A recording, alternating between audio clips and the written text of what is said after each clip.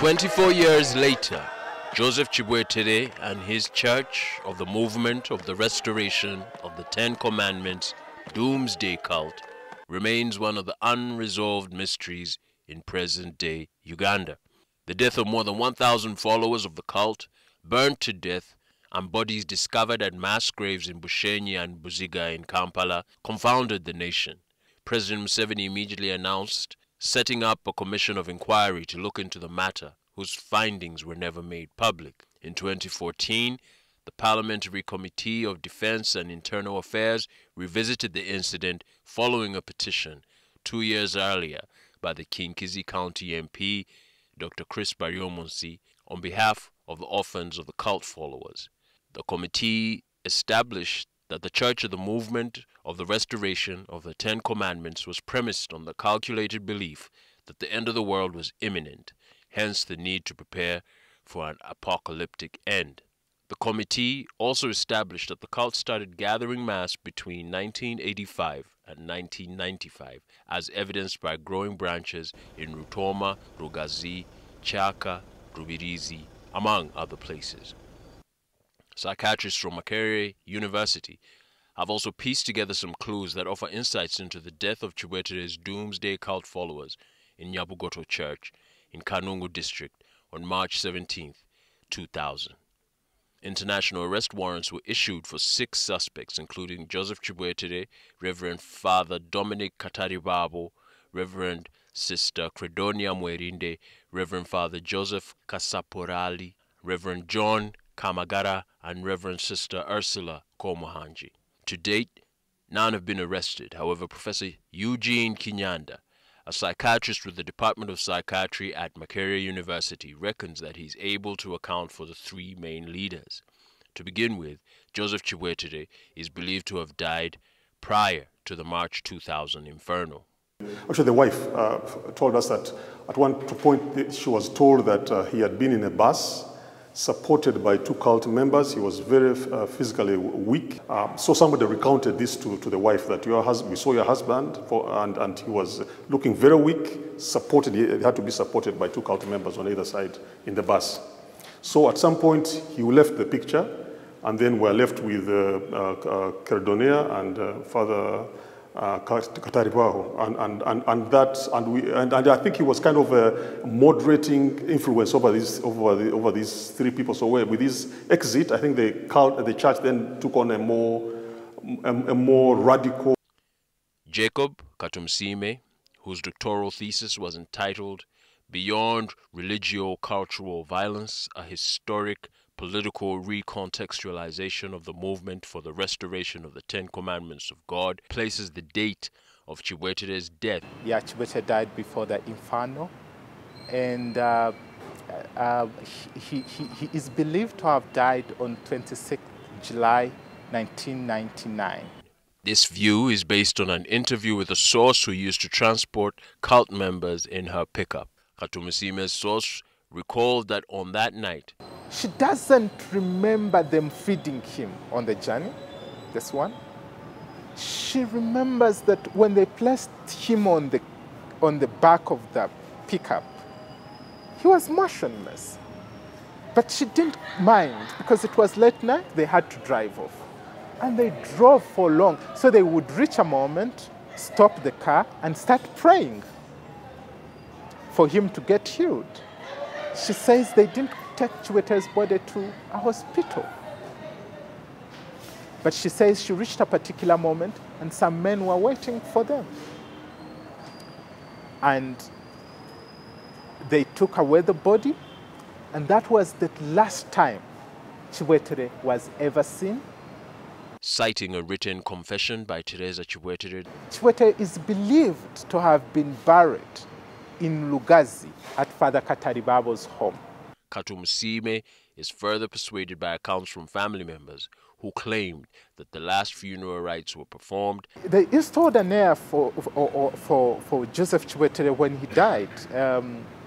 They installed an heir, and they used actually to each year remember his death. Katumsime claims another source who ran Kibwetere's errands maintained that he suffered from diabetes and high blood pressure, and this may have contributed to his death. Kibwetere started struggling with diabetes and high blood pressure by the early 1990s, because they used to fast a lot. He had gone through a lot of traumas in the past, yeah, and so in 1997 he is bedridden. Officially, the cult leaders are still at large, although Professor Kinyanda reckons Father Kataribabo and Credonia Mwerinde died in the inferno. From our research, we could account for all the three. I mean, Kibwetere seemed to have died earlier, maybe 2 or 3 years before the inferno. We talked to, I think we one time had a workshop, and I think we had people from the police who said there was, in the inferno, there was somebody who had a collar, a dog collar, the dog collar of priests. When Kibwetere died, the bishopric, that ring was of the bishop. Father Dominic Kataribabo became the bishop. He's the one who used to put on that ring, and he died in the fire. So that's why the ring was in the fire. It was not very clear whether Mwerinde died in that inferno, but all likelihood is that she probably was also in that inferno. Mwerinde's nephew, Kananura Santonino, a traveling salesman who NTV Panorama tracked down in Kanungu, offered an alternative account concerning his aunt's whereabouts. It is said that morning a car picked her up and took her to Congo. We believe she survived because she kept her land title with the police, and it is now in the custody of the police awaiting her return. As part of research by the Department of Psychiatry, researchers visited multiple mass grave sites and conducted key informant interviews with the wife of Kibwetere and conducted psychological autopsies on the deceased, which involved interviewing neighbors, family members about their family members and neighbors who had died at the hands of the cult.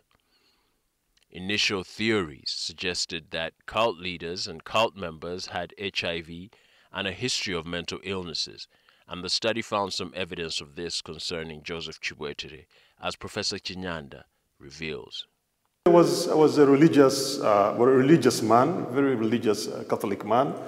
I think he tried politics. He had failed in politics.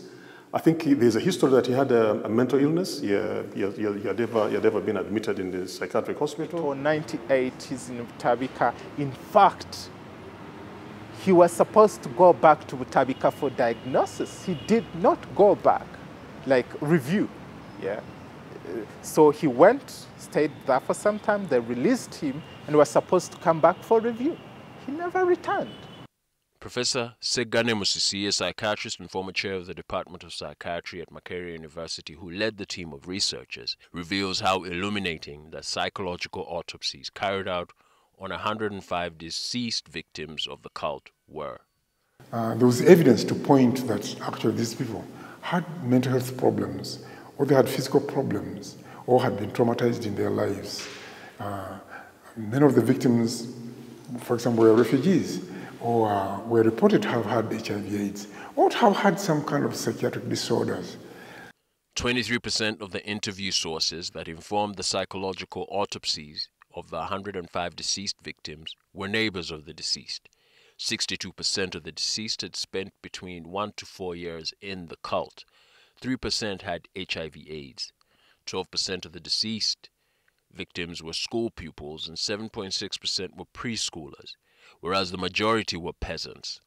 30% of the deceased victims had been recruited by the cult leader and 47% by their mother. Professor Segane reflects on the unexpected findings of his study into the Kanungu cult.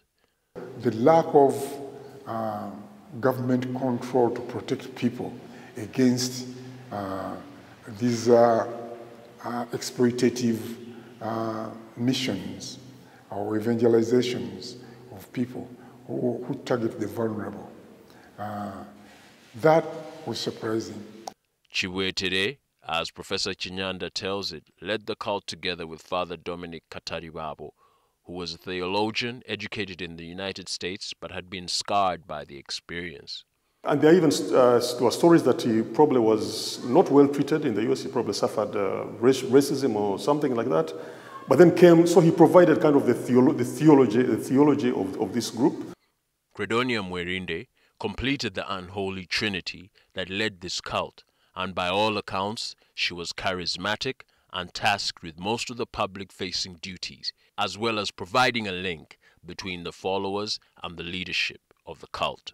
Mwerinde, Credonia, who was said was a former bar owner, very charismatic, very in touch with the people. So the three of them together, made a very effective group that was very convincing and that was able to drive their idea to the population.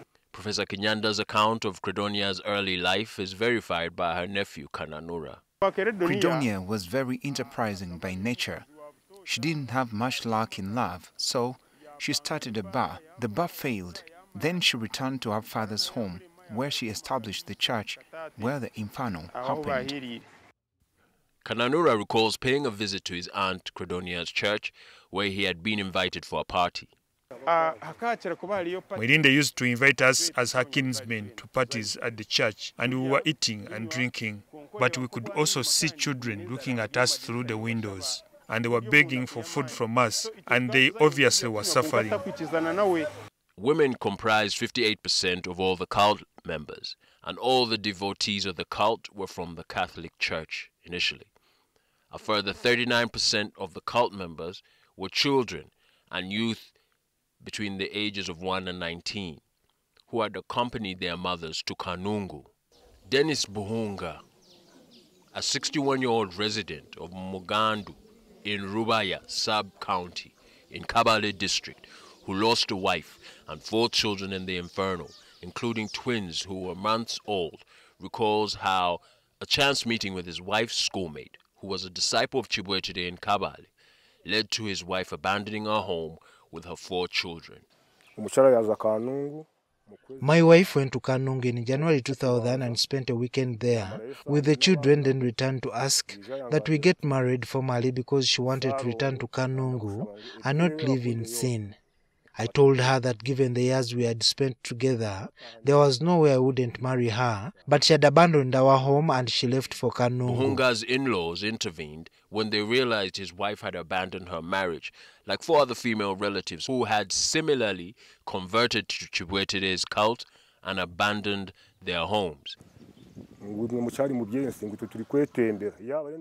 They said they were saved and their husbands were sinners and swore allegiance to Kibwetere. My wife owned a forest which she sold and used the money to travel to Kanungu.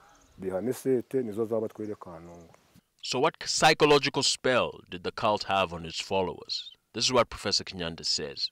Actually, in the past, we used to think that the brain, once your brain forms, your brain is formed by about maybe adolescence, and it's fixed. But we're now realizing that the brain actually is plastic. You can through those methods, through introducing those ideas, limiting the communication with the outside world, and then keeping repetitively citing this Bible verse, you can change somebody's belief system and orient that individual to a particular line of belief. It is this psychological control over their devotees that alerted some community leaders to the cult, and they raised concerns to the local authorities. But on account of their close ties to the cult leadership, they failed to act.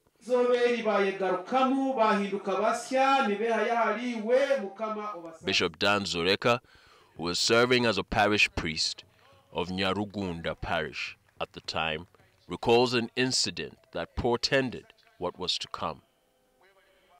There was a function, actually, as if it was Independence Day. And they had organized to celebrate from a certain place. And because those people had a school where their children were being educated. Because the way they had instructed these children, it rained in the middle of the function. They stood still. And rain powered, it was too much. No one could move. It rained on them up to the end. That's when the bishop said, no, these instructions, Now the rain has really been on these children. They were all shivering. That's when Bishop J said, no, this is a cult. Doomsday was prophesied for 31st December 1999, and the church was akin to Noah's Ark. However, when it didn't happen, it sowed doubt and confusion amongst the rank and file of the cult, prompting the cult leaders to develop the final solution, as Professor Kenyanda explains. We were told that they would hold meetings at night, and they would poison, they would use poison. I think they would even balloon people, hit them on the head and fall in pits. So they started killing, because even we visited mass graves. Actually, some mass graves were never evacuated, never exhumed. So they started killing members at the different church sites. And then there was this final inferno where the people were said to have, where the leaders said the people were going to go into an ark which was going to take them to heaven through fire. 24 years ago, these walls housed the officers of Kibwetere and his cohorts who led a doomsday cult in Kanungu.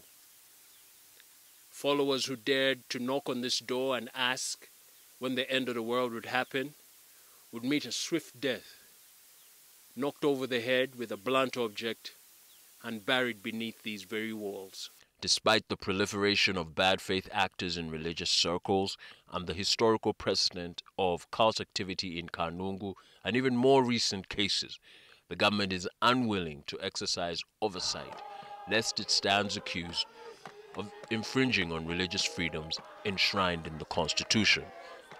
The government is proposing a policy known as the Religious Faith Organization Policy, whose proponents are eager to distance themselves from policing matters of doctrine, as Alex Okello, Permanent Secretary in the Directorate of Ethics and Integrity, reveals. Our policy is nothing about doctrine. It's not talking about doctrine. It is given in the Constitution. We are not trying to amend the Constitution. You get it? We are not. Not at all. I want to be very clear, and I want viewers, and let this be known. The interest of government is not to amend the Constitution to reduce by an inch or whatever fraction that freedom guaranteed in the Constitution.